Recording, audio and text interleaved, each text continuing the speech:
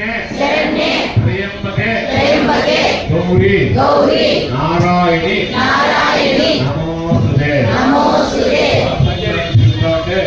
శ్రీరాముడు మహాలక్ష్మి చంద్రుడు అన్ని ఉద్యోగించిన తర్వాత ఇంకా అమృతం వస్తుంది అని ఎదురు చూస్తూ ఉంటే రాక్షసులు దేవతలు కాలకూట విషయం వచ్చిందట.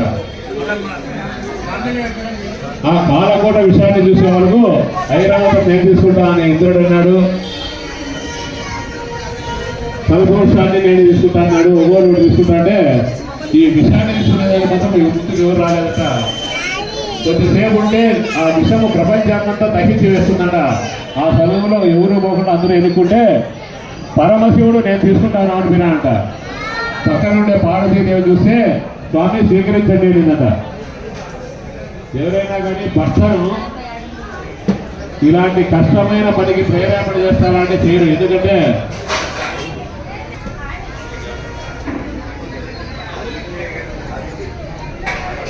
భర్త విషయాన్ని దిగుతాడు అంటే తీసుకోండి స్వామి అనిందట పార్వతీదేవి.